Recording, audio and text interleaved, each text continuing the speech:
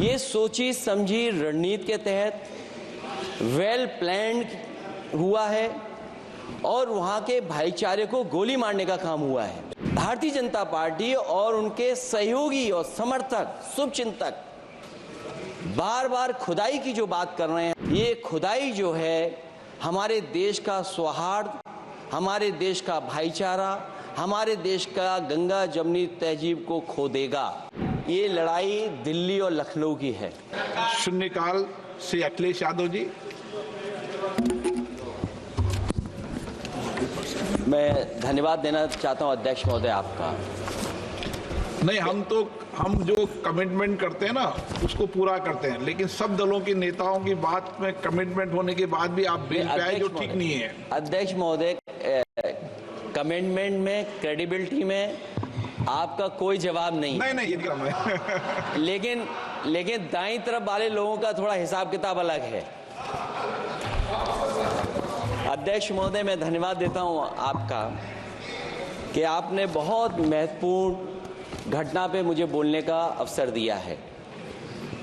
संभल जो इसलिए जाना जाता था कि भाईचारे के साथ वहां रहते हैं लोग, वहां अभी से नहीं, सदियों पुराना भाईचारा हजारों साल से इसी तरह रहते आए हैं।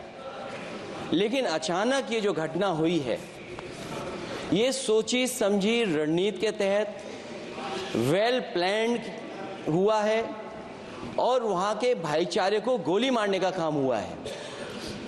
जो घटना हुई है वो सोची समझी साजिश है।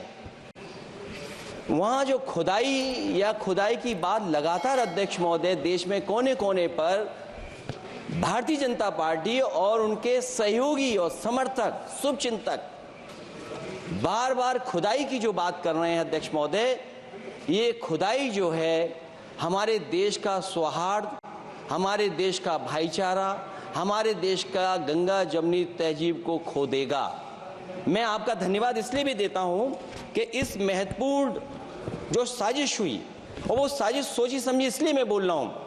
उत्तर प्रदेश का चुनाव था, पहले 13 तारीख को चुनाव होना था और 13 तारीख के चुनाव को उन्होंने बढ़ा करके 20 तारीख कर दिया।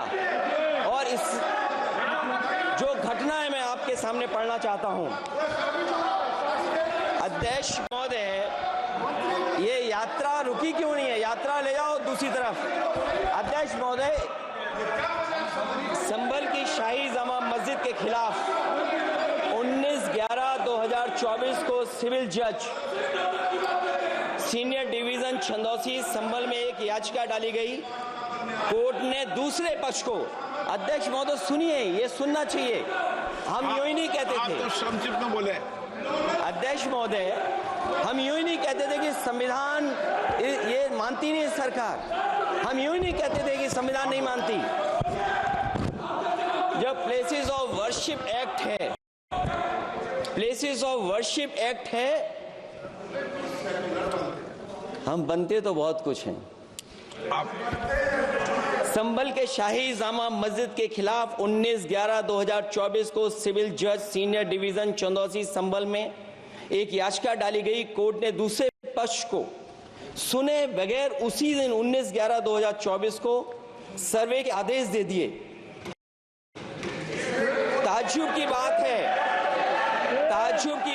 संभल के जिलाधिकारी संभल और पुलिस अधीक्षक संभल आदेश को पढ़े बगैर 2 घंटे के बाद सर्वे के लिए पुलिस बल के साथ शाही जामा मस्जिद पहुंच गए।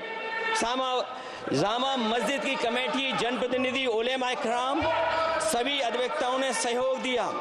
जिलाधिकारी संभल और पुलिस अधीक्षक संभल ने 2.5 घंटे सर्वे के बाद कहा, आप सब सर्वे पूरा हो चुका है और अब रिपोर्ट कोर्ट को भेज दी जाएगी। लेकिन दिनांक 22/11/2024 फ्राइडे को जुम्मे की नमाज के लिए लोग नमाज अदा करने के लिए जामा मस्जिद पहुंचे, लेकिन पुलिस प्रशासन ने बैरिकेड लगा दिया ताकि लोग नमाज न पढ़ सकें। उसके बाद भी लोगों ने संयम बरतते हुए नमाज अदा की और किसी प्रकार का विरोध प्रदर्शन नहीं किया। 29/11/2024 को कोर्ट की अगली तारीख तय थी। शाही जामा मस्जिद की कमेटी और मुस्लिम समाज के सभी लोग कोर्ट में केस की पैरवी के लिए तैयारी कर रहे थे। परंतु दिनांक 23/11/2024 की रात पुलिस प्रशासन द्वारा कहा गया 24/11/2024 यानी अगले दिन सुबह को दोबारा सर्वे किया जाएगा। शाही जामा मस्जिद कमेटी और अधिवक्ता ने कहा कि इस सर्वे तो मुकम्मल हो चुका है, अब दूसरे सर्वे की क्या आवश्यकता है। कोर्ट के आदेश का हमने पालन कर दिया, अगर दूसरे सर्वे कराना है तो दोबारा आदेश करवाएं, कोर्ट के आदेश के बाद हम दोबारा सर्वे करा देंगे। लेकिन जिलाधिकारी संभल और पुलिस अधीक्षक संभल ने कोई सुनवाई नहीं की और तानाशाही दिखाते हुए सुबह के वक्त से पहले शाही जामा मस्जिद आ गए। शाही जामा मस्जिद कमेटी और मुस्लिम समाज के लोगों ने फिर भी धैर्य रखा और दोबारा सर्वे के लिए अंदर ले गए। सर्वे के दौरान करीब 1.5 घंटा बाद जब जनता को सूचना मिली तो वो इकट्ठा होना शुरू हो गए।